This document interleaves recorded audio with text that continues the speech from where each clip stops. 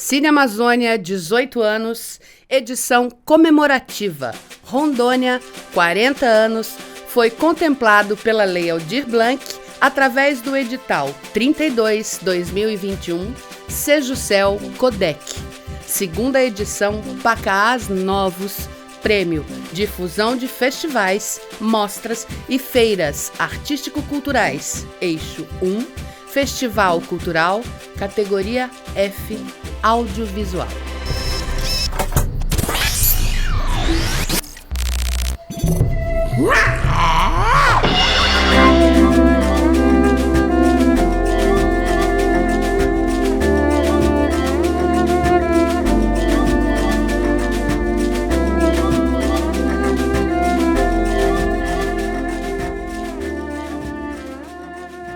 Cine Amazônia, 18 anos, edição comemorativa Rondônia, 40 anos. Mostra Ficção na Amazônia. O desafio é a ousadia na direção de filmes de ficção realizados na Amazônia, onde, a partir de realidades amazônicas, refletem na tela do cinema os dramas enfrentados por seus personagens fortes em realidades quase distópicas.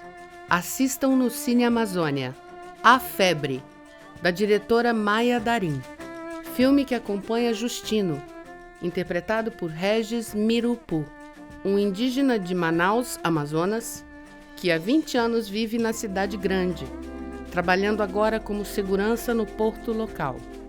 Sua filha Vanessa, vivida por Rosa Peixoto, trabalha em um posto de saúde e acaba de passar para a Faculdade de Medicina na Universidade de Brasília. Insegura entre seguir seu sonho e deixar seu pai, ela precisa ainda lidar com uma estranha febre que subitamente aparece. Paralelamente, uma série de estranhos ataques a animais ganha destaque na TV local. Rodantes, do diretor estreante em longa-metragem Leandro HBL, sobre 3 pessoas com vidas em caótico processo de mudança que se esbarram ocasionalmente sem necessariamente se envolver. Tatiane, vivida por Caroline Abraz, é uma jovem que foge de casa para tentar se reconstruir longe de um trauma do passado. Odair, interpretado pelo ator Jonathan Well, é um rapaz que está saindo da casa dos pais e vivendo descobertas sexuais. Ian Ri, vivido por Félix Smith, é um imigrante do Haiti que luta para sobreviver à miséria com sua mulher e filhos. Fronteira das Almas, de 1986, do diretor Hermano Pena, o qual baseia seu filme na situação agrária do país e narra as dificuldades enfrentadas por um grupo de agricultores no interior de Rondônia. Assistam à mesa o fazer cinematográfico dos filmes de ficção em Rondônia e na Amazônia, com os diretores Leandro HBL, do filme Rodantes, Hermano Pena, de Fronteira das Almas, onde dialogam sobre os desafios em realizar filmes de ficção na Amazônia e em Rondônia. Mediação do documentarista José Jurandir da Costa. O Cine Amazônia tem a honra de receber Hermano Pena e Leandro HBL em sua 18ª edição, comemorando os 40 anos do estado de Rondônia. Então nós temos aqui 2 diretores de 2 ficções inteiramente rodadas em Rondônia, e nós temos a felicidade de tê-los fazendo esse encontro, um filme de 87 e um outro filme mais recente, de 2019, um pouquinho antes da pandemia. O Leandro concluiu o filme. E aí eu gostaria aqui de como essa conversa vai ser, na verdade, um bate-papo informal, vamos falar sobre cinema. Hermano e Leandro, como é que o cinema entrou na vida de cada um? Como é que o cinema entrou na vida de vocês? Pode começar, Hermano.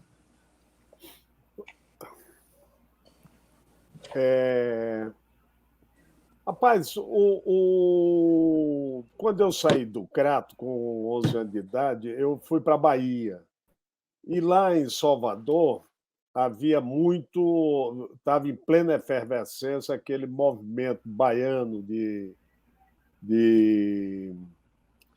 cinema, né? E aquilo. E desde cedo eu vi que eu não dava para nada, ia ser artista mesmo, tá entendendo? Então eu digo, acompanhei muito aquele movimento da Bahia de cinema, né? E mas eu pintava, eu era pintor,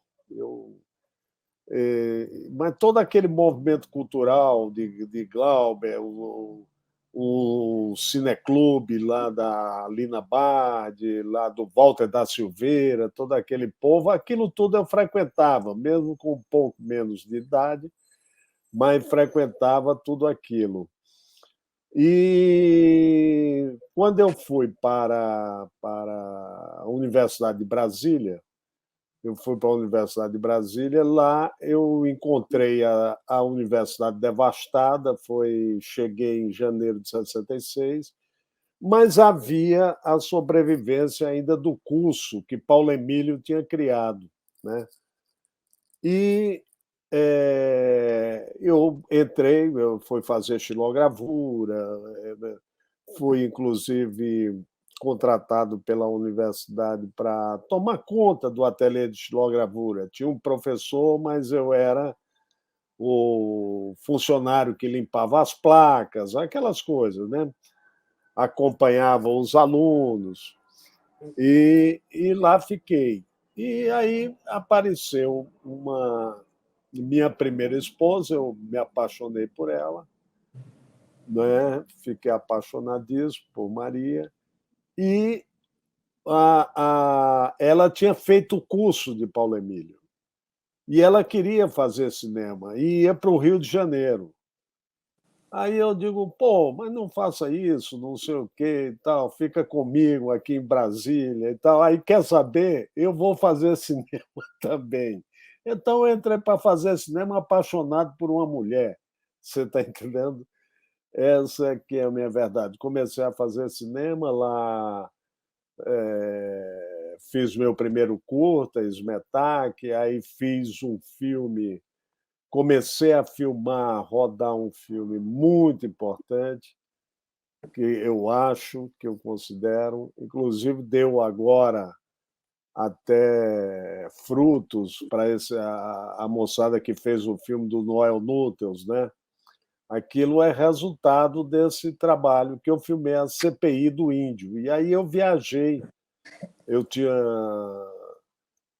viajei, acompanhei, mas veio o AI-5, acabou com a CPI, me tomaram os negativos e fitas e depoimentos, mas eu fiquei em cima, e 8 ou 12 anos depois eu consegui reaver. Aí, quando veio o AI-5, eu vim para São Paulo e me profissionalizei em cinema, né? A convite de Maurício Capovilla para trabalhar no Profeta da Fome, e aí fiquei eu, tá entendendo? Conheci Jorge Bodansky, aí fizemos muita coisa juntos, fizemos filmes juntos, eu escrevi o argumento do Iracema, tá entendendo? Essas coisas todas. E aí foi como eu entrei, uma mulher que me levou para o cinema, porque senão estaria pintando quadro. Tudo por amor ao cinema. Tudo por amor. Aí também foi o seguinte: o cinema foi o que deu rumo à minha vida, né? Eu, ao mesmo tempo que era pintor, também gostava muito de história. Eu não sabia o que fazer direito. E o cinema foi quem deu régua e compasso, né? Leandro. Cara, também foi um pouco meio sorte, assim, que eu estudei a vida inteira para fazer medicina ou agronomia. Eu sou criado na roça, no interior de Minas. E passei, mas não fui para frente, assim. E eu tinha feito comunicação também, porque eu gostava de desenhar. Quando eu entrei no curso de comunicação, minha vida mudou completamente. Meus pais não eram muito ligados à cultura, assim, eram mais ligados à terra, assim. Quando eu me deparei com fotografia, história da arte, cinema, foi tipo uma explosão na minha cabeça, na PUC de Minas. Eu me senti assim no lugar certo, assim, para fazer as coisas. E aí eu comecei a testar muitas coisas, assim, comecei com design gráfico, depois passei para fotografia, depois comecei a fazer algumas instalações, comecei a escrever e tal. E no meio do curso, eu tive a oportunidade de ir para Cuba.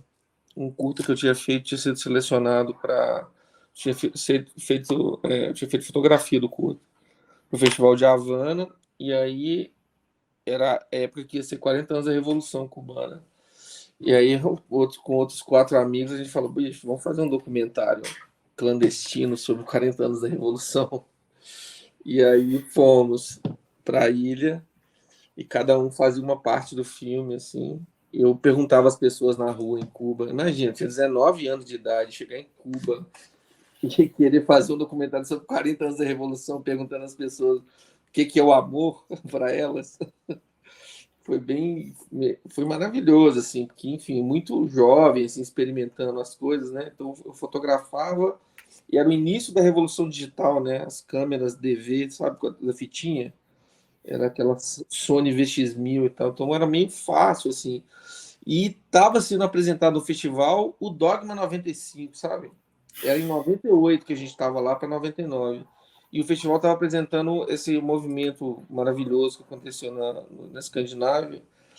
E eu entrava no cinema pagando, sei lá, não sei quantos pesos, tipo, uma mixaria, o cinema de 2.000 lugares, com gente fumando, lotado. É o maior festival de cinema do mundo, as pessoas não sabem disso, né? Cinema de rua, assim, dezenas de salas, centenas de filmes sendo exibidos para a população. E é um dos eventos, se não o evento principal cultural de Havana. A cidade meio que para isso. E era aquele período horrível, assim, que era...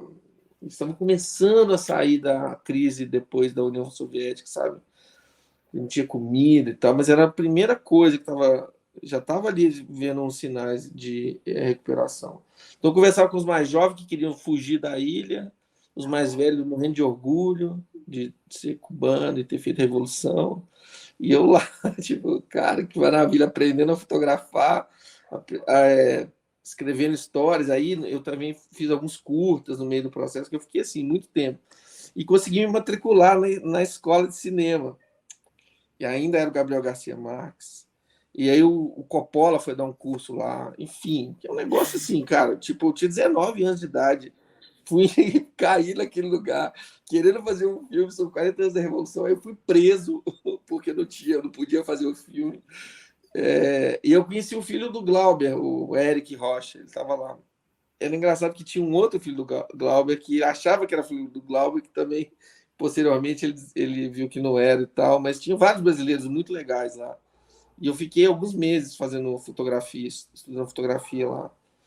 E a gente tinha aquela ideia. O Lula nem tinha sido eleito, galera, sacou? Então era tipo assim, vamos mudar a América Latina com o cinema, sabe?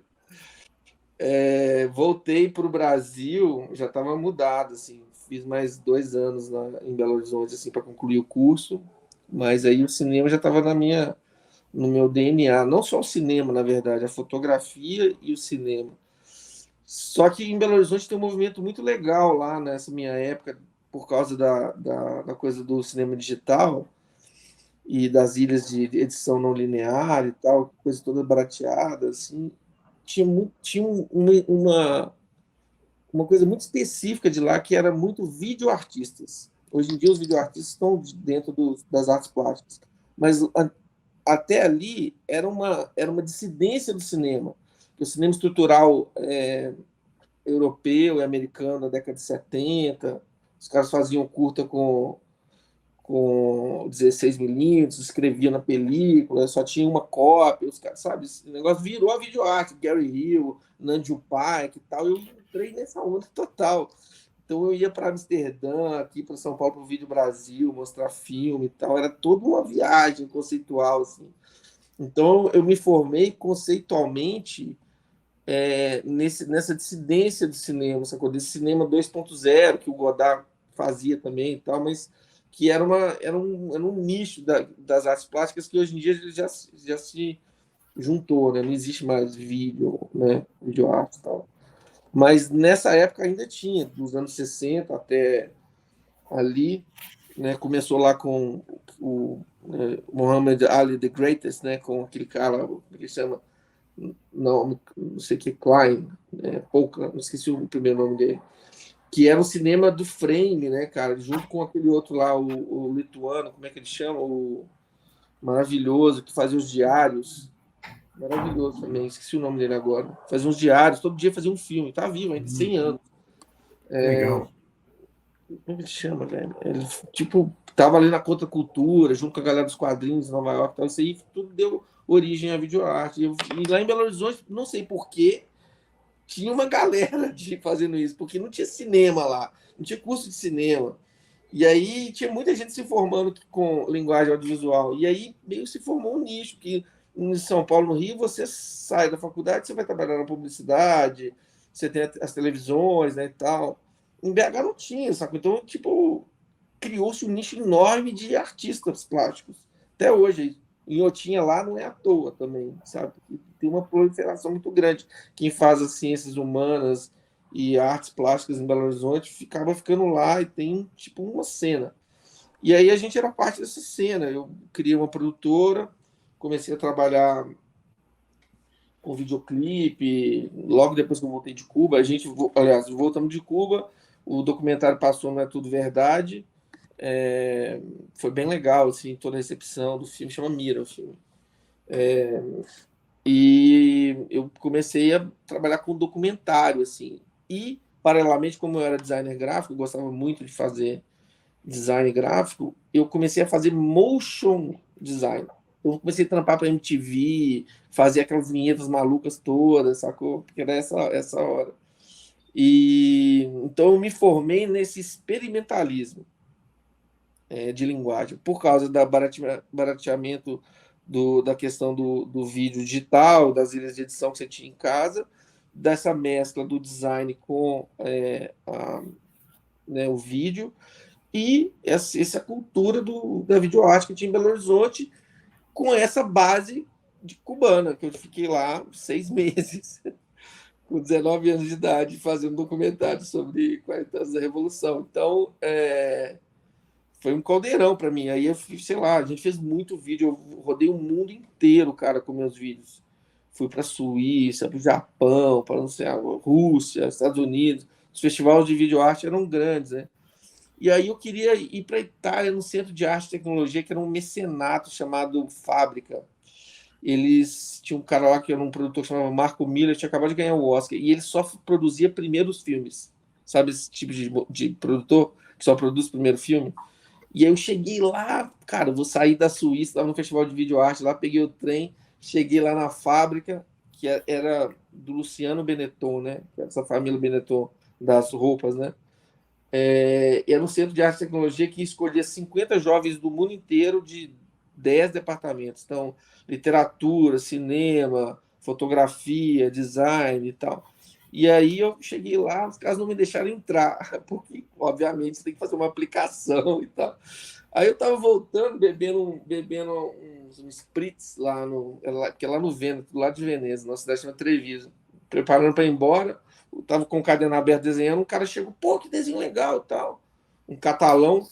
Aí, putz, o que você vai fazer aqui? Eu fui lá na fábrica, não deixar e tal. Cara, não, vai lá amanhã e tal. Ele é o chefe do departamento de design. Gostou de mim e tal, e me acolheu. E aí, quando eu entrei na fábrica e mostrei meu trabalho, galera, você não vai nem voltar para o Brasil mais, já vai ficar aqui, que a gente está fazendo uma reformulação do departamento de cinema. Eu falei, não reformula, não, eu quero começar com uma comida. Não, acabou isso, é outra coisa. Então, os caras, eles tinham acabado de ganhar o Oscar de melhor filme estrangeiro com um filme croata que chama No Man's Land, que 2 caras ficam presos numa mina. E aí, né, por causa da guerra da Croácia, da Bósnia lá, né, tal. E o Marco Miller saiu e foi ser o curador do Festival de Veneza, e chegou uma galera da videoarte lá. E eu era um dos caras para refazer o negócio. Eu falei, nossa, eu queria fazer cinema mais na storytelling normal, né? Começo, meio e fim, chega de experimentação, eu experimentei pra caramba. E os caras me colocaram lá como, ó, você é o cara agora. Enfim, aí eu fiquei 4 anos lá, rodei a Itália, fiz muita exposição, a gente expus na Itália inteira, em vários museus, expus na França, no Pompidou. Foi muito legal, assim, porque, enfim, conheci a cultura helênica e romana profundamente, assim, porque a gente tinha acesso a tudo. Foi uma experiência incrível. Eu acabei ficando 4 anos lá e uma das coisas que eu mais gostava era fotografia. Eu saí do departamento, não aguentava mais fazer vídeo arte. Aí eu saí do departamento de vídeo e fui para o departamento de fotografia. Por quê? Lá eles tinham uma revista incrível, uma das revistas mais lindas do mundo, que se chama Colors. É uma revista que eles escolhem um tema e aí mandam 5, 6, 7 fotógrafos interpretarem esse tema. E quando eu mudei do departamento, o tema era Amazônia. Eu falei, bicho, é agora. E aí você tinha que escolher um estado. Eu escolhi Rondônia, porque eu queria ir atrás das coisas mais sinistras, assim. Garimpo ilegal, tráfico de gente, prostituição infantil, sacou? Tudo que Rondônia tem, né? E tem outros que foram lá pro Acre, outros fotógrafos foram lá. Mas eu fui para lá, para Rondônia em 2006, fiquei um mês só atrás de merda, sacou? Com a cara e coragem, uma câmera, assim. Chegava, posso fotografar? Aí o cara, pode. Para a revista italiana. Enfim, quando eu conseguia, e eu, cara, colhi, assim, sei lá, umas 70 histórias incríveis de vida, assim, dessas pessoas passando. Volta, aí minha vida acontece, vou para a Alemanha, vou para o Rio de Janeiro, faço um documentário sobre baile funk, moro no Rio, arrumo uma mulher, que é paulistana, que me traz para São Paulo, e aí eu tenho 2 filhas e tal, já abro uma produtora aqui em São Paulo, começo a ter aquela vida um pouco mais, né, estruturada. E o que acontece? A hora de fazer o meu filme, cara. Pego nas minhas histórias, tá lá. Quantos anos depois? 6, 7 anos depois, as histórias do que eu tinha feito para a Colors, lá na fábrica. E aí eu fiz o argumento e dei para o meu amigo roteirizar. E aí a gente ganhou um prêmio da Ancine, lá da linha 5, né, que era um prêmio de valor cultural. Você ganhava a grana do seu filme inteiro, maravilhoso. E aí eu ganhei a grana do meu filme. E aí eu voltei para os mesmos lugares e coloquei no casting as pessoas, 10 anos depois, para fazer os personagens da vida deles próprios, sacou? E aí misturei com atores depois, enfim. Mas foi mais ou menos isso aí. Eu diria que a gente está vivenciando aqui, hermano, uma sincronicidade, porque ele anda pelo território onde teve uma situação que você acha que vai revelar um pouco mais na frente, relacionada a Machadinho, que o Hermano filma a derrubada da primeira árvore, é isso, Hermano?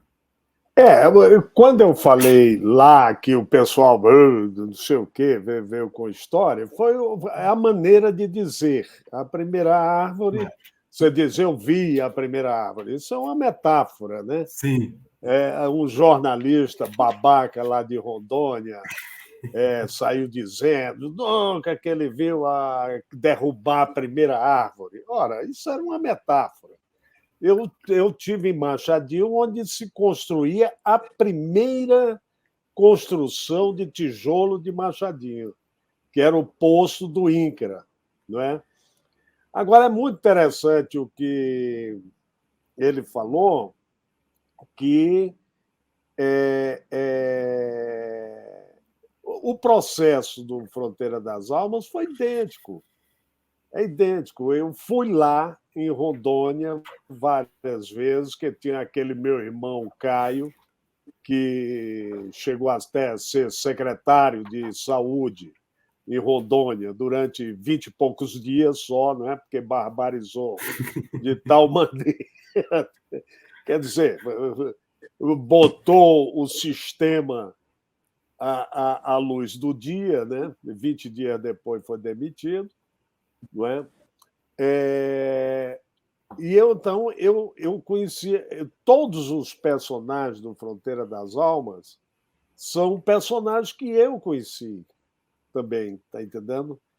E resolvi fazer o Fronteira, em vez de um documentário com esses personagens, ficcionar, porque eu queria discutir aquela coisa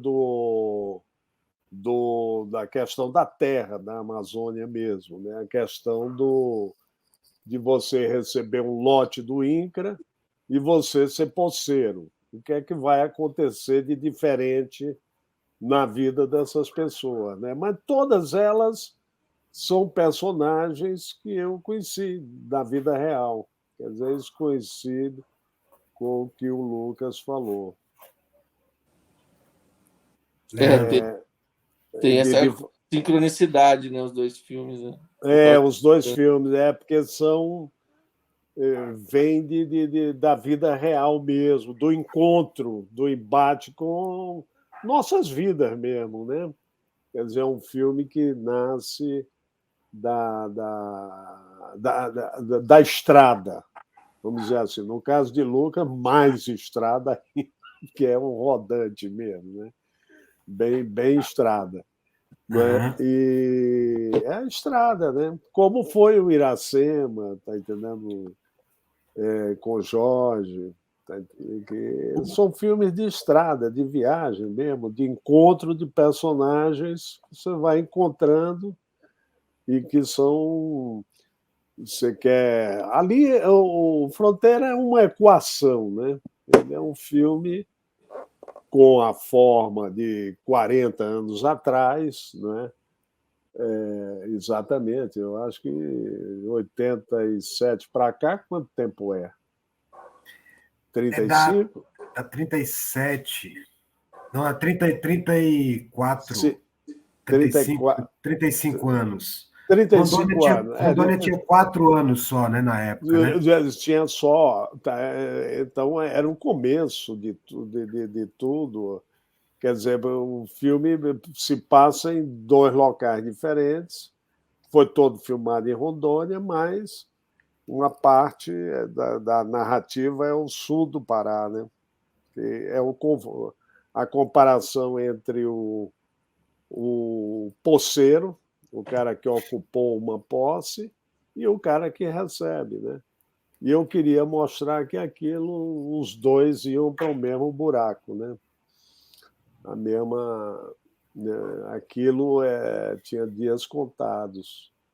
O final do filme é muito legal, né? As duas famílias que se cruzam. Que são os 2 irmãos, né? Os 2 irmãos que se encontram. Não é? Aquele plano. A coisa da sincronicidade, a estrada, né? É o filme. A estrada está cruzando a vida de vocês, né? De todo mundo, né? Como é que surgiu, Leandro? Fale aí como é que foi o processo de feitura do filme. Como é que as coisas se deram, em quanto tempo, e depois o Hermano dialoga sobre essas dificuldades de produção também. Cara, eu tinha 1.600.000 para fazer o filme. Eu sabia que não dava. Aí eu falei, bicho, então eu tenho que antes para convencer a cidade a me apoiar, o prefeito, todo mundo. E eu fui lá 6 meses, cara. Sacou? Fazia igual o Salve Cinema, sabe? Aquele filme neriano. Falava na rádio, quem queria participar do filme, eu formava uma fila, aí fazia aquela fila de gente durante meses para fazer o cast das pessoas. O diretor de arte foi, construiu tudo com a coisa local, tudo no filme é construído. Inclusive o filme está indicado às categorias técnicas do festival ABC, sabe? Aquele festival da galera de fotografia, em fotografia, direção de arte e montagem. Que é muito legal, assim, né, para a galera do corpo técnico. Infelizmente não tem prêmio de melhor filme em direção, mas é um festival muito legal nesse aspecto, porque ele foca nisso. E isso foi muito importante para o filme, porque a galera foi antes. Então, o meu gaffer foi antes para trocar todas as luzes, de todos os lugares para ter a luz certa. Assim, o filme é primo do Iracema e do seu filme. Só que ele tem uma coisa técnica e esquemática no sentido da produção e da arte, que ele tem uma coesão. Ele é menos do doc nesse sentido, ele é mais da proposição cinematográfica, o de usar a linguagem e da construção do cenário, de tudo assim. Então, ele é muito ligado ao que é a coisa, mas ao mesmo tempo ele é totalmente pensado. Todas as cenas ali, tipo, tem dia que eu ficava ensaiando para fazer uma cena, com 600 pessoas no set. Invasão do garimpo, aquela hora no final lá. Então, ele tem uma coisa assim, técnica, que enreda, que transforma o negócio e transforma aquilo num filme mesmo. Eu queria me diferenciar justamente do Iracema, que senão eu sou do documentário. Aquilo para mim é muito fácil fazer, adoro tal, e eu ia mimetizar. Aí eu me coloquei um obstáculo. Cada personagem eu vou filmar com uma lente. Não tem contraplano. E fiquei assim, cara. Eu filmava a Carol, tudo nela é retrato. Tem personagem falando fora do quadro, eu não vou lá fora do quadro. Então, essas limitações acabaram criando uma narrativa para o filme. E me deram uma linguagem. E aí, lógico que, quando eu terminei o filme, eu falei, não, tá uma bosta, não vai funcionar. E assim, é difícil, né? Você, nossa, meu primeiro filme, né? Você bota na rua. Hoje em dia, não, chegou prêmio, já rodou pra caramba e tal. Eu tô assim, né? Não, sim, tô super pensado, legal. Mas na hora lá, meu, tipo assim, nós montando o filme, demorou um ano pra montar, cara. Porque é um filme. Eu sinto que é um filme muito feito na montagem, né? Muito feito na montagem. A montagem é a melhor coisa e a pior. É o calcanhar de Aquiles do filme. Sem dúvida. Do filme, mas ao mesmo tempo é o que dá a ele a sua característica. Claro. Então é isso. Tipo, eu mostrei a Cannes queria colocar o filme lá no Sertão Regado e tal, mas a mulher falou para mim assim: não, mas você vai ter que remontar. Eu falei: então muito obrigado. Claro. Fica pro próximo. Claro. Porque eles gostam, né, da narrativa do, né, começo, meio e fim, 3 atos, né? O cinema tem um lugar comum, né? E eu sou cara experimental, galera. Tipo, eu vou me trair agora. Porra! Sou mais próximo lá da galerinha do Bom Kawai, desses malucos lá como é que chama aquele outro lá? O lado da Tailândia e tal. Nisso somos bem diferentes, Lucas. O último filme que eu fiz, um amigo chegou e disse: mas, Hermano, quando é que você vai deixar de ser cinema novo? Eu digo: rapaz, eu acho que eu vou morrer cinema novo. Brincando. Mas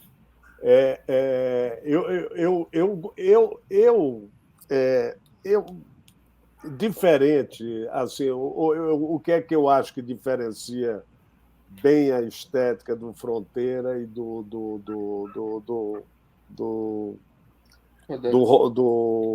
Rodantes, né? É uma concepção, por exemplo, a minha concepção vem muito da lógica, tá entendendo? Então, aquele filme, por exemplo, Fronteira das Almas, é uma matemática. Ele está a serviço de uma teoria, tá entendendo? De uma proposta de visão de mundo, tá entendendo? Que ele está ali. E o filme é uma resultante disso. ele não tem, por exemplo, ele é um filme feito para não emocionar, ele é distanciado, ele é um filme que um cinema que a gente dizia um filme para pensar, não é para você entrar nele, é para você estar distante e pensar sobre aquela questão que você está apresentando. Para mim, por exemplo, eu considero muito assim o Fronteira uma equação matemática. É isso aqui, a resultante é essa. Está entendendo? Diferente dessa aproximação, vamos dizer assim, que você tem com os personagens, né? Eu acho que a preocupação sua são os personagens, básica, tá entendendo? É o personagem. Já no meu filme, não. É a questão que está por trás da ação daqueles personagens. É o que um pouco as pessoas chamam, talvez devido a ser um cinema melodramático e um cinema dramático, tá entendendo? Bem grosseiramente, a gente pode dizer, os personagens guiam o filme, enquanto que no melodrama, por exemplo, o filme, a história é que guia os personagens. Eu acho que isso é muito bacana no seu filme. Você foi nos personagens, os personagens levam o filme, carregam o filme, diferente do Fronteira, que é a história, que é essa equação que eu montei, não é? Que leva os personagens. Então, há um distanciamento emocional, emotivo em relação, está entendendo? Mas acho perfeito a escolha, sua escolha estética, no sentido que, quando eu vi o filme, eu digo, o filme é um filme que segue os personagens, mas tem uma coisa mais importante, é o caos, entendeu? Aquele mundo caótico que não tem racionalidade, né? Não tem uma lógica que leve, é o caos mesmo, é o retrato de onde deu aquela colonização maluca, sem rumo, né? Uma coisa assim que eu digo, puta, é um retrato do Brasil de hoje, tá entendendo? O Brasil é uma coisa sem rumo, sem caminho. As pessoas vão caminhar, vão andar, cada um por si, se lascando, tá entendendo? Isso, o filme, para mim, me encantou muito desse retrato, entre aspas, desse caos que nós estamos vivendo. E principalmente ali, né, que a gente sabe o que está acontecendo. Né? Cadê o nosso Eu, guia? Ah, o eu nosso guia. acho que Sim. eu acho que é uma das franjas, né? Como já foi a Califórnia ou outros lugares que, né, estavam sendo abertos assim, né? A Amazônia nessas franjas levou gente querendo essas novas descobertas, né? Então muita gente fugida, querendo novas coisas e tal, passaram por ali. E esse tipo de gente que está aí, Sim. retratada no filme. Os dois filmes, um entra dentro do outro de uma forma impressionante. Hermano e Leandro, o processo de feitura, você, no ato de gravar, como é que foi, conte como é que foi todo o processo? Hoje você já falou essa coisa dos 6 meses de estrada, mas a hora do vamos ver, quanto tempo você tem ali de filmagem? É um filme de 2 meses, de Não, 4 semanas? foram 37 diárias, que a gente fez 6 para 1. mas ficamos em pré-produção durante 4 meses, e com os atores, no mínimo 2 meses, assim. Então, tivemos um tempo bom, assim, de planejar, sabe? Aí, quando começou a coisa toda, aí foi nesse ritmo, assim. Tinha uma equipe de mais de 100 pessoas do Brasil inteiro. Aluguei um hotel lá e a gente ficou causando na cidade. É E Machadinho? É Machadinho do Oeste. Lá você falou da primeira Machadinho. árvore, eu lembro que tem a principal rua lá, a Rua da Vaquinha, que eles fizeram uma vaquinha para derrubar um IP milenar. Olha que tristeza, né? Olha. Enfim, vivi lá dia a dia da cidade, sacou? Correndo atrás de pau que eles derrubavam, que era proibido, os caras desciam lá para pegavam a madeira ilegal, subiu para Rondônia para ganhar o selo da madeira da floresta manejada. Putz, aquele caminhão que tem lá de madeira é totalmente isso, que para assim, ele pega a puta, né, a menina. Aquele ali eu Sim. parei na hora, ele para esse caminhão ali, bota ele no filme. É exatamente o que eu fiz. Exatamente. Porque as pessoas, mas você derrubou a árvore. Eu digo, você é louco, eu vou derrubar uma árvore. Eu ficava na estrada, passava o caminhão madeireiro, ô, mas tal, não sei o quê, vai tirar uma árvore. Aí eu jogava o ator ali. O ator ficava olhando só. Se você olhar, derrubando a árvore, ele fica só olhando a derrubada, né? Mas você matou a cutia? Eu digo, não, estava lá filmando, um cara veio me vender uma cutia, aí eu aproveitei. Você está entendendo? É exatamente isso. Eu fiz agora um filme.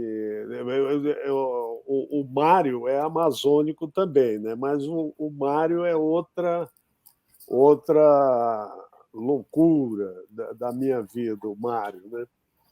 O Mário, aí eu resolvi falar sobre nós, sobre a classe média. Foi feito no clima daquela profundo mal-estar do final do governo Fernando Henrique. Aquilo ali, o Plano Real, as pessoas não sabem, foi profundamente, em termos econômicos, resultou numa tragédia, né? O Plano Real. Essa que é a realidade. Desindustrializou o país, o desemprego, a inflação, aquela coisa toda. E eu filmei naquele clima, né? E fui filmar. Eu ia filmar em Rondônia, o Mário. Mas aí as pessoas, meu irmão já não estava lá, as pessoas que eu tinha contato não estavam mais, aí não me deram nenhum apoio. Eu precisava de apoio. Os meus filmes sempre são de baixíssimo orçamento, todos eles. Eu luto para fazer tecnicamente ter um resultado, mas é com muito sacrifício, né? Muito sacrifício. E aí eu fui filmar em Juína, ali junto de Vilhena. Ali filmei Juína, que é quase fronteira, né, com Rondônia, porque o Mato Grosso me deu apoio. O pessoal lá, pessoas, e o governo me deu 100 pau para filmar lá. E lá fui eu para filmei no Mato Grosso. E eu tenho um plano no Mário em que passa assim 20 caminhões de madeira. Está entendendo? 20. E eu, inclusive, filmei um plano inteiro. Mas aí eu digo, puta, eu quebrava, sabe? Ficava cansativo, tá entendendo? No filme, aqueles caminhões passando. Uma coisa impressionante. Juína. É uma tragédia. Eu usei isso várias vezes, assim, né? As pessoas, eu via que tinha uma possibilidade e já vi, ó, então bora lá, me ajuda. E elas ajudam, né? Agora, eu tenho a impressão, vou fazer uma pergunta aqui para vocês dois. Vocês acham que com esse clima político está mais difícil filmar na Amazônia? Com esse acirramento, essa polarização? Às vezes eu fico pensando, eu digo, nossa, eu não faria mais o Fronteira das Almas, nem o Mário lá. Tá Dá para fazer, cara. Tipo, só ter as verbas do fundo setorial, das coisas todas que foram. Não é isso, não. Não é levantar o dinheiro. Eu digo, é a polarização política. Por exemplo, há poucos dias, um fotógrafo foi expulso, as pessoas estão sendo expulsas, equipes de cinema, você lê, está entendendo? Essa coisa da polarização no Brasil, eu acho que criou um clima. Eu estou perguntando, o que é que vocês acham disso? Pode ser que em alguns lugares, se você chega lá em, sei lá, em Santa Catarina e ia fazer um filme lá, assim, mais progressista, com temática. Só que, na verdade, quando o cara está fazendo um filme, o cara nem sabe do tema, né? Então, você está lá como uma espécie de empresa na cidade. As pessoas não sabem que o Machadinho do Oeste, o Rodantes, fazem nem ideia. A galera do filme, os atores, estão aí na cidade. Então, dá para fazer do mesmo jeito. Assim, talvez tenha algum problema em um centro maior, assim, que tem algum X9 que vai falar lá, o maluco petista vai fazer um filme sobre sei lá, o Marighella, por exemplo. Rolou isso, né? Um pouco. Mas, em geral, os outros filmes estão de boa, assim, o processo de produção seria... Assim, você entraria em contato com pessoas mais radicalizadas, né? Assim, né? Sei lá, se seu tema perpassasse pela política, principalmente a política nessa coisa do voto, né? Se você conversasse mais especificamente sobre isso, aí eu acho que sim, né? Acho que isso é um tema que tem, sei lá, desde 2016 está bem acirrado. Eu concordo com você. As pessoas se colocam, tal, não sei o quê, mas assim, eu exatamente nos meus filmes a política está o tempo inteiro, mas era de uma forma sutil, assim, né? Então, acho que eu não teria problema. Assim. Eu vou fazer agora um filme sobre racismo estrutural no Brasil. Né? Minha mãe é falecida, mas ela é preta, nasceu em Alagoas. Então, ela viveu o preconceito racial muito profundamente. Assim. Isso me marcou muito. Então, isso é um dos meus temas cruciais. Assim. Eu vou fazer um filme sobre isso. Talvez eu vou refazer os episódios de violência contra a população negra periférica do Brasil. Sei lá, se alguém souber que eu estou refazendo, de repente cola lá no set e tal, mas não sei. Eu tenho uma experiência, Hermano e Leandro, para narrar o Cine Amazônia é um festival que também é itinerante. Então, por sinal, 2017 foi nossa última itinerância, na verdade, a caminho ali do Peru. E aí, na estrada, que é a BR-364, ela estava interrompida pelas balsas, as balsas no Rio Madeira para dar acesso ao Acre. E nós estávamos numa trupe de cinema e chegamos e fomos para a fila. Tinha uma fila enorme lá, tinha uma fila que depois essa fila formou uma fila de 5 quilômetros, uma confusão, porque o rio estava muito seco, muito assoreado, e aí a demora é muito intensa, era muito intensa, né?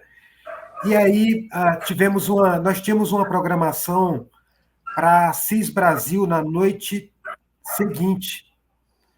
E tínhamos que chegar naquela noite em Assis Brasil, lá na fronteira do Acre com o Peru e com a Bolívia. E o palhaço que estava com a gente, que era circo e cinema, o palhaço que estava com a gente teve uma ideia de subir em sua bicicleta e fazer o percurso de 2 quilômetros, puxando a nossa caravana por uma corda. E aí a gente ia driblando por uma questão de horário, e aí ia convencendo. Antes disso, teve todo um processo de convencimento junto aos caminhoneiros que estavam na frente da gente. E aí, eu sei que chega num determinado momento que os caminhoneiros, alguns deles se juntam e cortam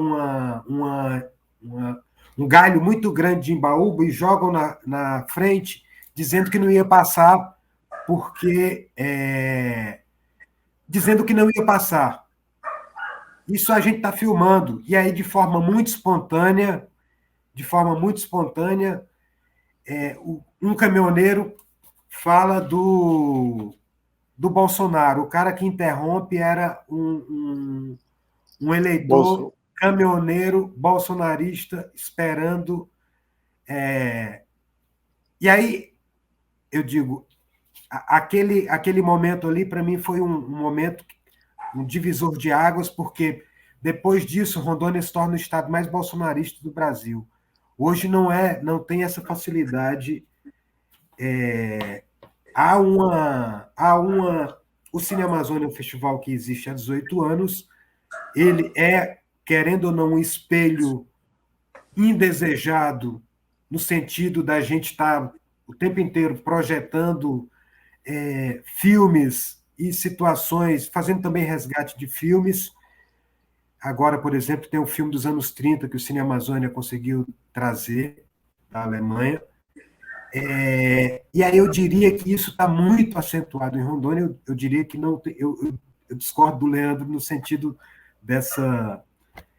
Eu acho que até tem uma cidade como Machadinho, quando você pode fazer toda essa vivência, mas hoje, depois da pandemia, com 3 anos de bolsonarismo, eu diria que é muito arriscado.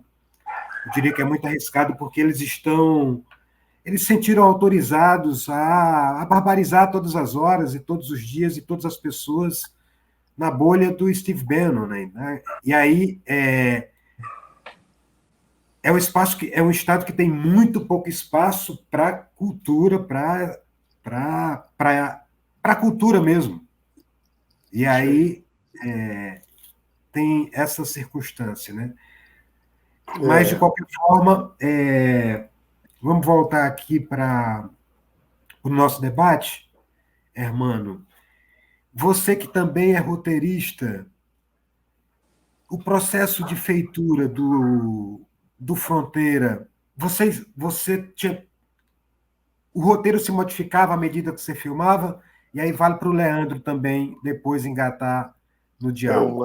Um diálogo. Olha, o Fronteira é engraçado, né? O processo de roteirização, quando eu fui procurado uma vez por um escritor excelente, ganhou o prêmio Camões, se eu não me engano, Oceanos, já, o Murilo Carvalho. Murilo Carvalho foi um cara que primeiro escreveu sobre as lutas camponesas lá no sul do Pará. Foi o primeiro cara. Ele fez um livro chamado Sangue da Terra. E ele sabia que eu queria fazer um filme sobre a questão agrária amazônica e me procurou.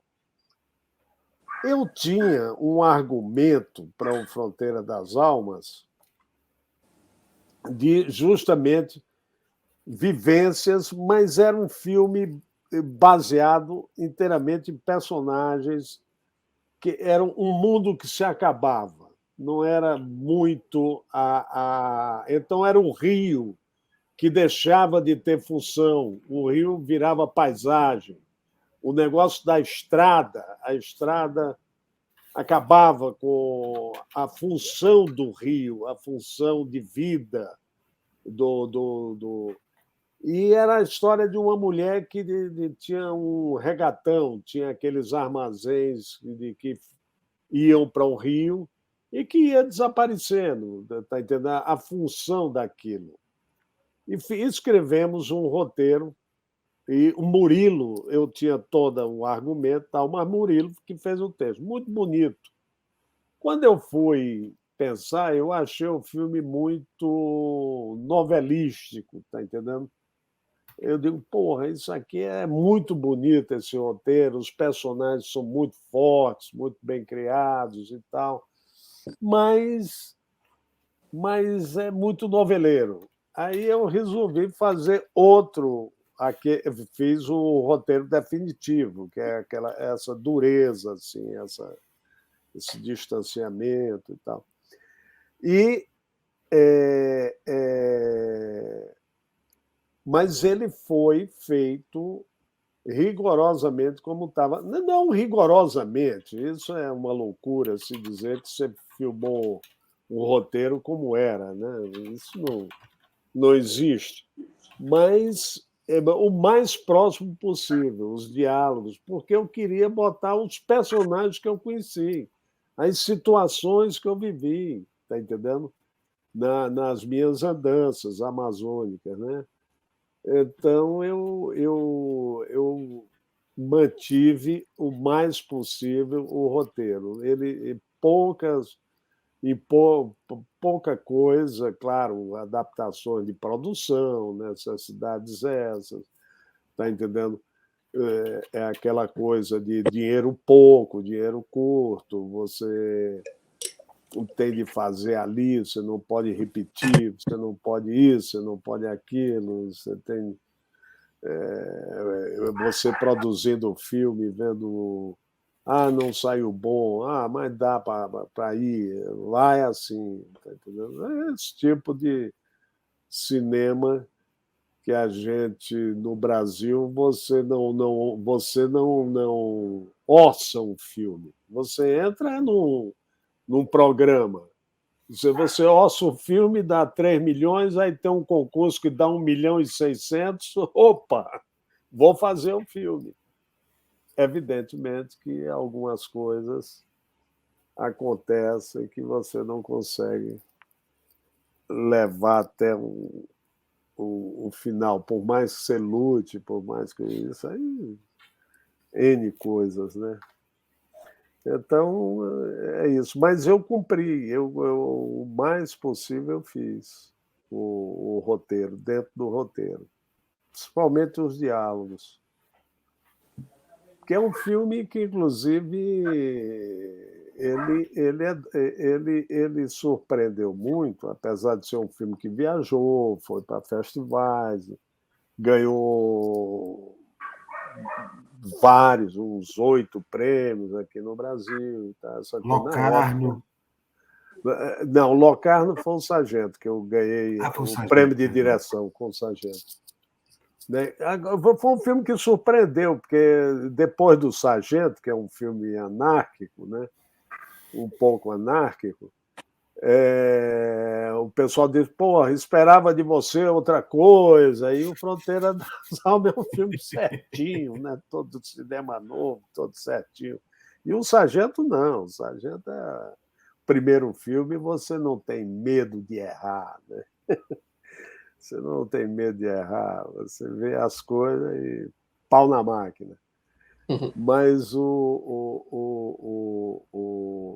Fronteira estava, apesar disso tudo, ele tem uma coisa que surpreendeu muito, me surpreendeu muito. As pessoas não conseguiam ler o que estava ali. Aquela realidade era tão distante na época, tão distante do que as pessoas conheciam de Amazônia, de personagens. Então, por exemplo, o camponês na época, tá entendendo?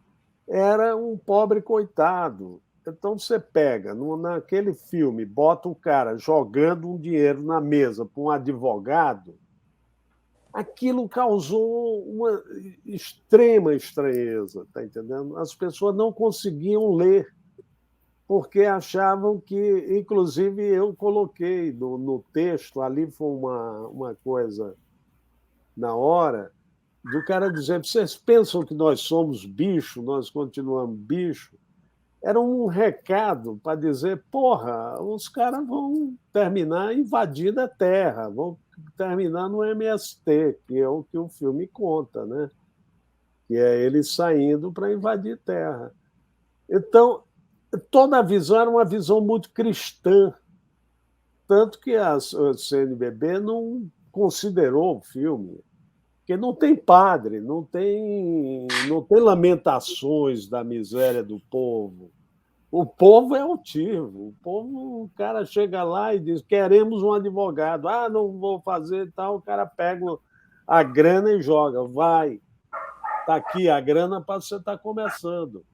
Aquilo já era uma visão, está entendendo? Completamente diferente do que o cinema brasileiro fazia do camponês, do povo do interior, do camponês. Já era totalmente diferente. Mas as pessoas não perceberam. E o filme teve uma reação. Ganhou 6 prêmios num festival, quando vai para Brasília, recebe um prêmio de atriz coadjuvante. Está entendendo? Porque incompreensão. Eu não conseguia ver que aquilo já havia uma mudança de luta agrária no Brasil totalmente diferente da visão cristã que os filmes tinham, né, a respeito. Eu não sei porque é que eu falei isso, mas você me perguntou, é do roteiro. Leandro, por favor. Tá ótimo. E aí, Leandro, ele falou das atrizes, e aí uma atriz em especial, que é a Suzana Vieira, ela permeia os 2 filmes como uma mãe. Vocês dois deram, jogaram luz em cima dessas personagens mulheres. Eu queria que você falasse sobre isso, Leandro. Sim, acho que todos os meus filmes vão ter personagens mulheres mais fortes, assim, é uma coisa minha. Minha atenção é voltada para isso, assim. Um dos motivos de eu fui para Rondônia é que é o estado que tem maior violência contra a mulher no Brasil e é o estado mais destruído proporcionalmente da Amazônia. Tem uma relação direta para mim. A agressão ao feminino e a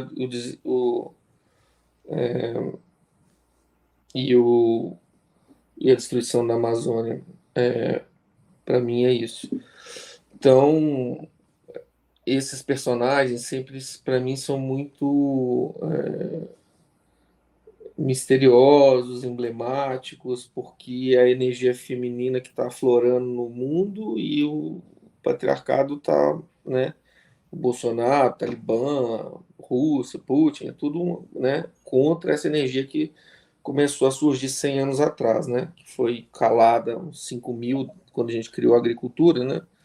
Engraçado, a gente parou, criou a agricultura, propriedade privada, família, né, religião e o patriarcado. E aí acabou, as mulheres saíram, né, ficaram para o segundo plano. O homem sequestrou a energia feminina há 100 anos, mas ela está voltando. E aí, mas a gente vai ter que, sei lá, talvez na Terceira Guerra Mundial para né, realmente deixar ela fluir de boa. E é isso, assim, para mim. Tem uma coisa conceitual muito anterior, assim, profunda em mim, assim. Então é mais por isso, assim, sabe? Então todos os filmes que eu vou fazer vão ter esse viés, mesmo eu sendo um homem. Enfim. Muito bem. Inclusive, minhas amigas atrizes dizem que eu não valorizo e tal, não sei o quê, mas sempre são muito fortes os personagens, inclusive porque um dos filmes que eu mais gosto que eu fiz foi um documentário que foi a primeira visão que se teve do cangaço através da mulher, aquele o documentário A Mulher no Cangaço, né? E que eu termino o filme dizendo que o cangaço terminou na mão de uma mulher, e que é fato real, né? O último tiro do cangaço quem deu foi uma mulher. Então, meus filmes são pequenos papéis, mas muito fortes. Mas, Leandro, gostei porque o filme, suas mulheres são as guerreiras, bicho. Elas estão ali. A propósito, preciso corrigir a Suzana Gonçalves, que na verdade é uma brincadeira que as duas irmãs trocaram de nome e assim ficaram. E aí eu cometi aqui o ato falho. Não, velho, Suzana Gonçalves foi uma coisa, tem que contar. Cara, velho. Eu que tava fazendo legal. uma publicidade em Rondônia antes, filmando para HP. E ela tava fazendo catering, ela tinha um restaurante. Aí chegou aquele vozeirão, eu falei, que voz é essa? Coisa maluca e tal. Ela contou a história da vida dela inteira. Eu falei, velho, ó, mês que vem eu tô vindo fazer um filme, você tá no filme, que é isso? E aí, infelizmente, ela é bolsonarista, né? Mas enfim. É? Oh! Excelente atriz. Excelente atriz. Excelente atriz. O filme... Engraçado o hotel, né? O Hotel Oasis. De alguma forma, os personagens estão atrás do Eldorado, do sonhado Eldorado, Hermano e Leandro. O que é essa mística do Eldorado? Cara, acho que não. Os caras são mais pragmáticos, querem ter uma vida, desenrolar um negócio, fugir, enfim. Tem essa porra de Eldorado, não. O negócio é... Todo mundo tem um rolo, velho. Lá em Rondônia não tem ninguém.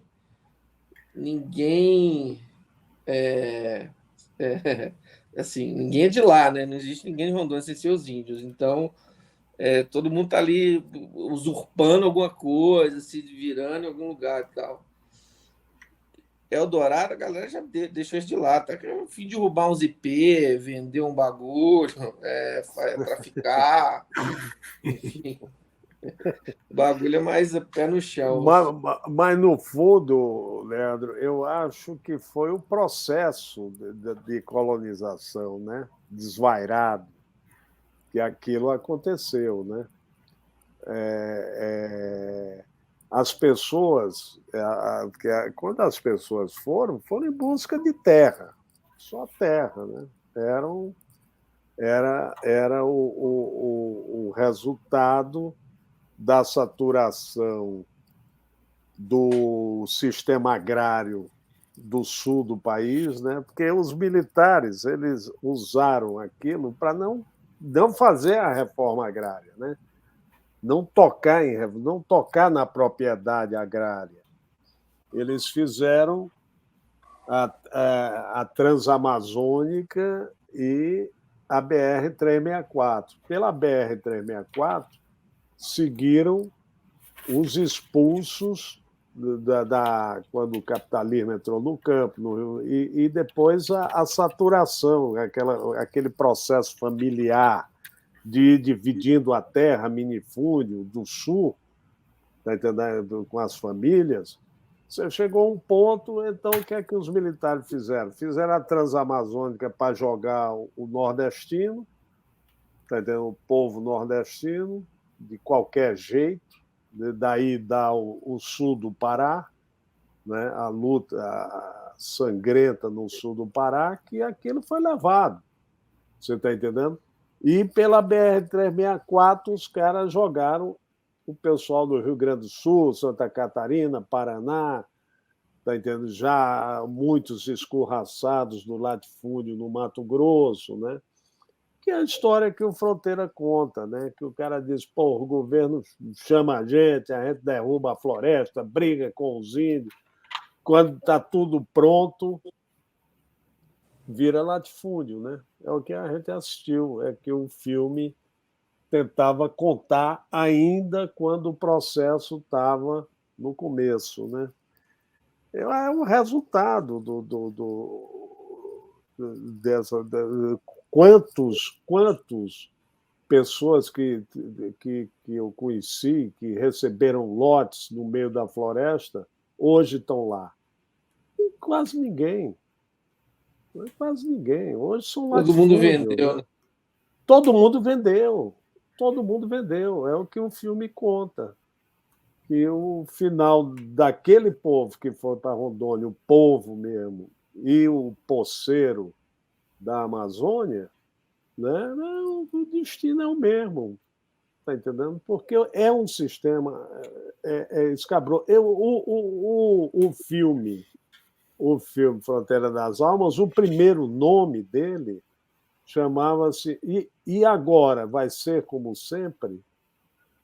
E agora vai ser como sempre? Era a primeira pergunta. Está entendendo? Era o primeiro nome o argumento. O primeiro argumento que eu botei na Biblioteca Nacional tinha esse nome. Está entendendo? Devido, porque o conhecimento do que aconteceu, dos nordestinos desceram para o Paraná, conquistaram o oeste do Paraná, foram jogados no Mato Grosso, aí depois para Rondônia. Né? Então, é um mundo que eu acho que seu filme, Leandro, mostra o caos. É um caos humano, né? No Mário já é mais existencial o filme, que eu coloco um personagem, que tem um nome. Eu deixei, inclusive, fiz questão de dizer: isso aqui não se trata de problema, se trata de um homem, o Mário. E um cara pergunta a ele: você está fugindo ou procurando... Na primeira noite que ele chega em Rondônia, porque o filme Juína, mas é Amazônia. Aí o cara encontra um sujeito lá e ele pergunta para o personagem, Mário: você está fugindo ou buscando alguma coisa? Porque aqui ou só busca ou foge.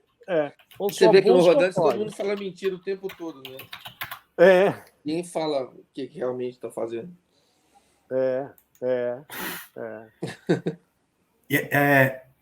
Hermano e Leandro, tem dois eventos que os filmes que aconteceram em Rondônia, que foi o massacre de Corumbiara, em 1995, onde 10 pessoas foram assassinadas.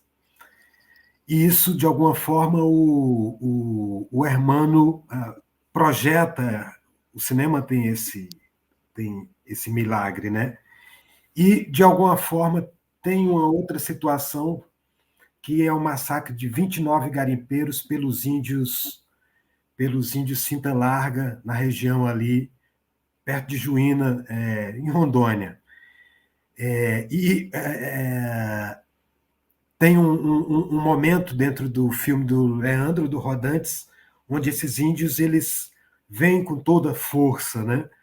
Tem essa carga da natureza também nos filmes no filme do Leandro. Eu queria que você falasse sobre isso, Leandro, para a gente se encaminhar para os finalmente. Eu queria até botar isso mais. Né? Assim, o Rodantes, na verdade, tem 6 horas. Se eu tivesse dinheiro, fazia um filme de 6 horas. Aí tinha toda a parte dos índios e tal. Enfim. Ali é um bagulho que eu vou voltar e vou fazer ainda. Eu fui pro Busa Xanica, lá no Acre, para convidar o Benck para vir fazer uma ponta no filme. Fiquei lá tomando ayahuasca durante, sei lá, 10 dias seguidos. Mudou minha vida. Desci, ele veio fazer o filme, e aí tem um ritual no filme que dispara todos os eventos do filme. Então tem essa coisa meio... uma brincadeira meio, né, dessa mística, assim, que dispara os eventos. Mas o grande rolê dos filmes, em termos de índios, na verdade, são os Arara, que nem aparecem. E tem uns eventos com eles que foram muito legais, assim. Eles ficaram tão emocionados de fazer o filme que durante o plano sequência eles ficavam abraçando o câmera, não deixavam ele fazer o plano sequência. E, porra, tipo, eu queria ter um pouco mais de metalinguagem, sabe, no filme. Aí as brigas da criação aqui com o montador não rolou. Tipo, tinha um momento que o câmera deixava a câmera no chão, entrava no filme, ajudava uma pessoa e tal. Tem essa cena, mas não rolou na montagem.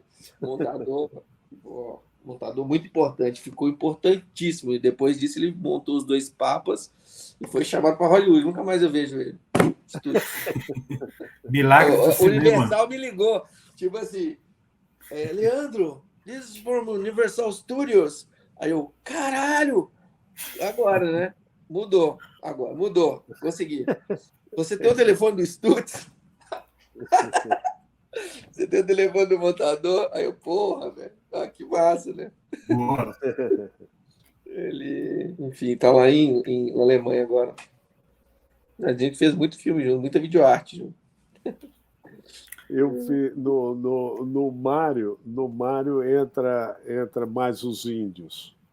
Mas, inclusive, meus amigos antropólogos, gente indigenistas, que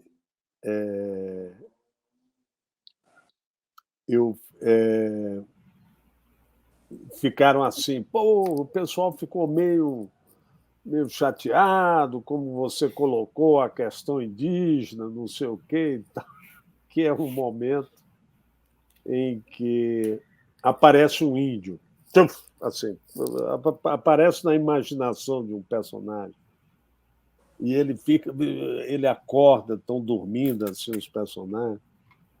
Não, é Fronteira das Almas. É no Fronteira, não é? É, quando eles estão indo para o garimpo, é no Fronteira. E o cara diz, vai dormir, Cassiano. Aqui, os índios daqui, todos morreram ou estão em Brasília. Tá entendendo? Meus amigos antropólogos ficaram meio putos, porque ou morreram ou estão em Brasília. Mas era aquela. Eu tinha acabado de fazer um filme chamado Aos Ventos do Futuro, que eram os índios em Brasília, todos eles em Brasília, tá entendendo? Então, eu tinha acabado de fazer aquele filme. Então, a questão indígena, para mim, já estava federalizada ali pelos próprios índios, não pela sociedade brasileira. Mas os índios, tá entendendo? Já havia um movimento, tá entendendo? E a turma ficou chateada. Mas ficaram mais chateados o que eu matei os índios da região, tá entendendo? Mas no Mário tem. No Mário tem eles pegando ônibus para Brasília, tá entendendo? Eles andando pela cidade, ali em Juína, que são os Cinta Largas, né?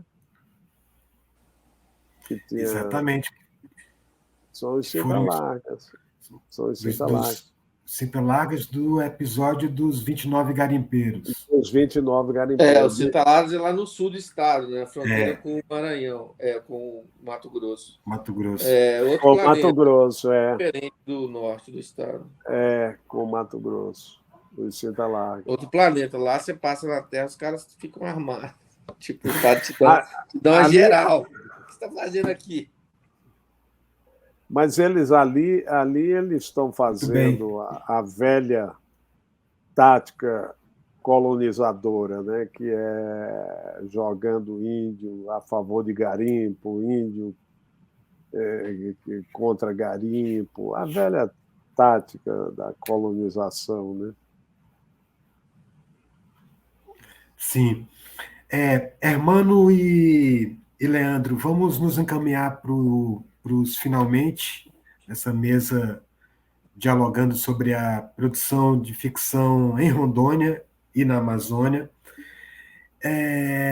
Hermano e Leandro, queria que vocês falassem da acolhida, como é que foi o processo de acolhida, e aí se encaminhar para uma fala final. A acolhida tanto em Ji-Paraná como a acolhida em Machadinho do Oeste. Cara, é um povo duro, gaúcho, né? Na verdade, todo mundo é gaúcho. E tem a cultura gaúchesca e tal. Quem é mais misturado para índio, assim, que é meio de lá, assim, é um pouco mais arisco, assim, e foi um pouco mais receptivo. E aí tem a recepção também, que a recepção... Tem várias recepções, né? Não pode falar assim, o povo rondoniense é acolhedor. Caô, é isso. Então tem assim, a igreja tem uma acolhida, a prefeitura tem uma acolhida, quem é branco migrante do sul tem uma acolhida, e quem é misturado tá na floresta, mora lá os povos da floresta, tal, tem uma coisa diferente. Então, são várias relações que foram criadas, assim. Eu acho uma bobagem falar isso, assim, o povo mineiro é muito acolhedor. Mas qual povo? A periferia de Belo Horizonte? Ou, né? Tipo, o que você está falando? Né? Tem a questão social que bate muito nisso. Então, tem 25 igrejas na cidade, diferentes, evangélicas, e o povo tem esse negócio com religião e tal, assim, que é muito triste, assim, para mim. Só que eu respeito a religião de todo mundo, mas sou muito... não consigo chegar e não falar que o cara, tipo, tá se fudendo lá no rolê. Por mais que também ele encontre algum tipo de salvação para ele e tal. Então, a acolhida dessa galera, para mim, é muito hipócrita. Por mais que eles nem saibam que estão sendo, entendeu?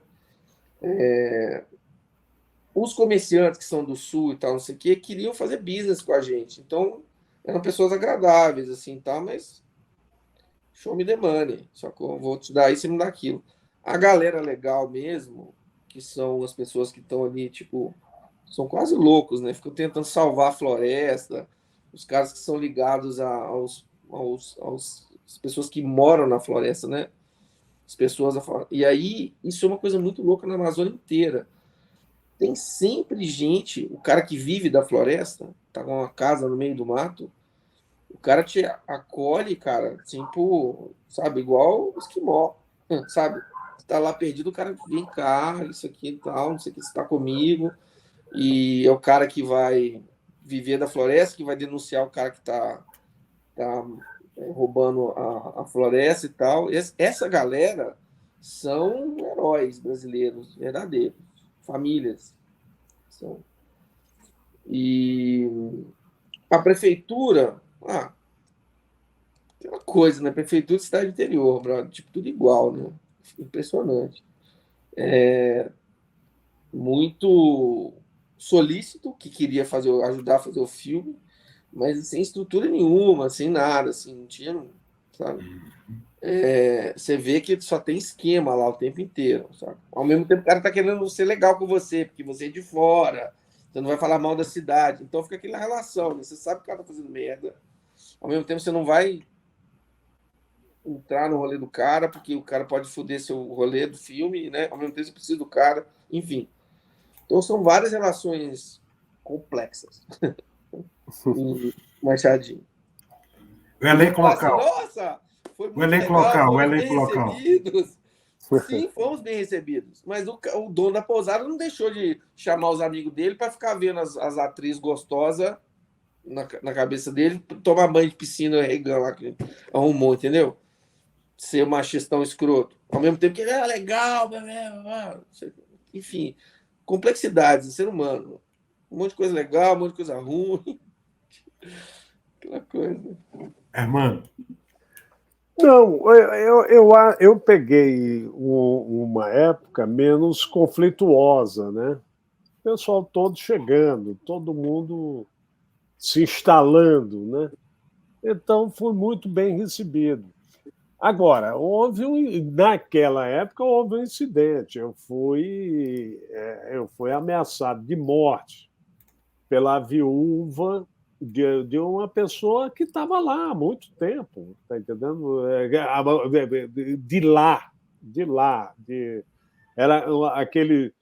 Era um dos 20 mil habitantes de Rondônia, não naquela época, já era mais, mas originais, tá entendendo? Porque o marido dela, eu, inclusive, por coincidência, a primeira vez que cheguei em Ji-Paraná, rapaz, eu entrei no aeroporto, estava assim, uma porção de metralhadora de mão, assim, nas cadeiras.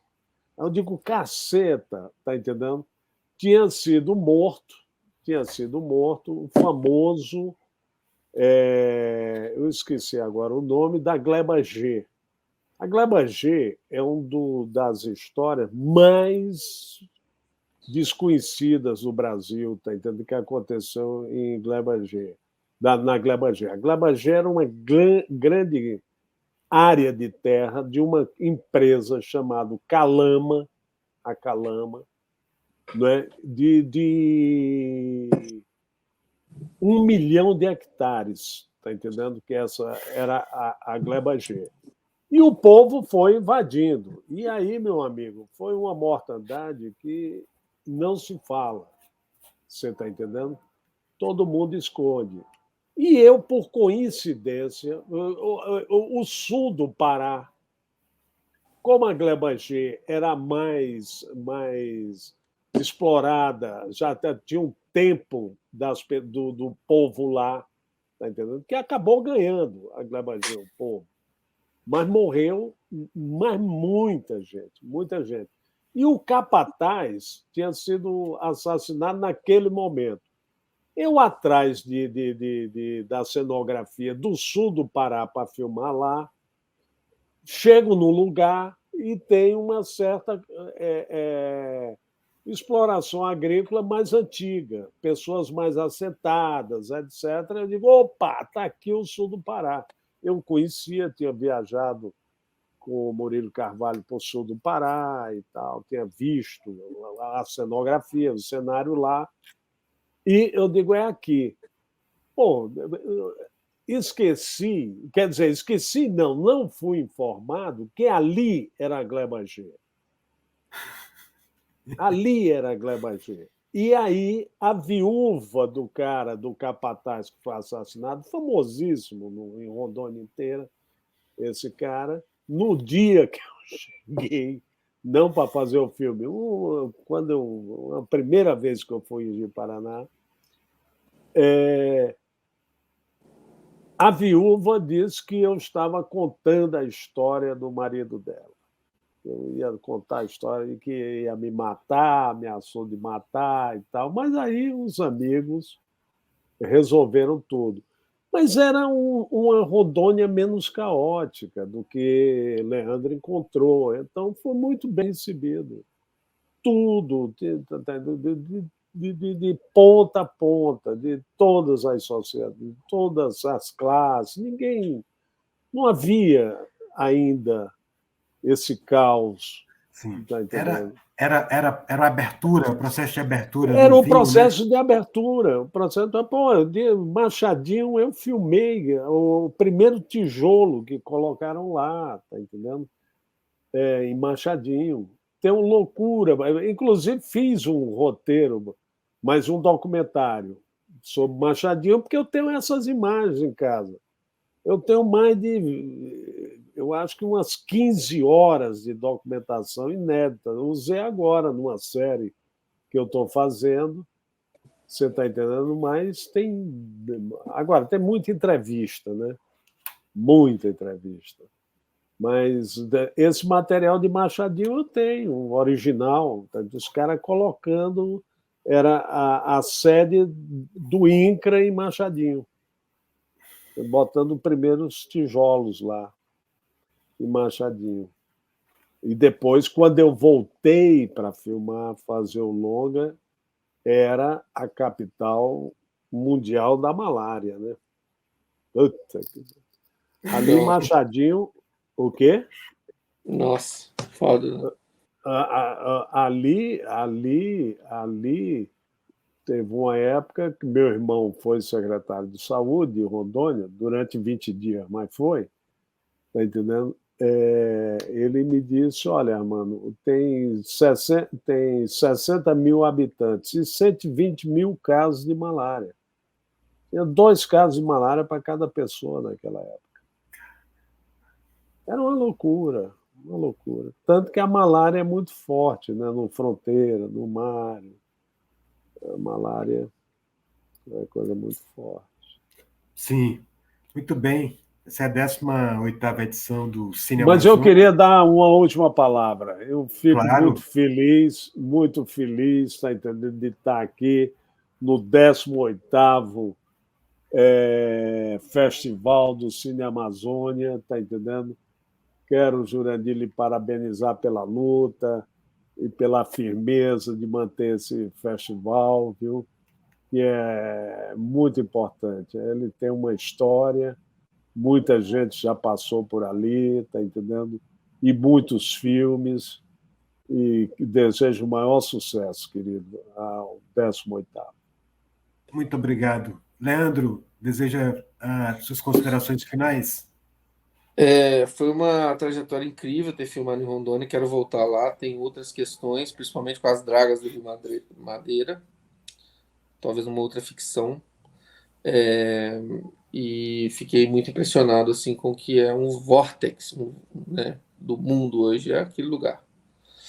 Então ali tem o que está acontecendo no mundo, realmente. Ali. Então tem muitas questões interessantes ali. Ao mesmo tempo que está surgindo uma cidade do interior de São Paulo, Porto Velho está virando. E voltaria a fazer outros filmes lá, séries, inclusive escrevi uma série baseada na experiência do filme, como se fosse um spin-off. O que os personagens fariam antes de chegarem ao filme? Eu levei para... Tem um dos filmes dessa série, é o traficante caindo de avião. Então 45 minutos, ele dentro do avião caindo. Aí o cara da série, sério? Eu falei, claro, tem isso no cinema nacional? Não tem, cara, vai ser incrível. Aí, não, isso tem que mudar, não sei o quê. Não, velho, esse é o filme. Se quiser, vai ser assim. Se você não quiser dinheiro, não me dá o dinheiro, foda-se. Eu vou arrumar de algum outro jeito e vou filmar essa porra desse avião caindo. Então, beleza, é isso, cara. Maravilha. Tá bom, Leandro. Valeu. Prazer, um abraço, cara, querido. Bom ficar mais. Fiquei muito feliz de saber que você. Vida longa ao cinema. De várias maneiras, né? Através de Iracema e depois através do seu filme, que é um irmão do Rodantes. Quero te encontrar em São Paulo. Vamos jantar. Exatamente, vamos sim. Vamos, Eu vou pedir a Jurandir o meu WhatsApp. Maravilha. Jurandir, muito obrigado por ter nos colocado em contato e assim, cara, qualquer bagulho que você quiser aí progressista, Lula, é nóis. Não tem com bagulho de direita, não. Aqui é outra história. Tamo junto, hein, cara.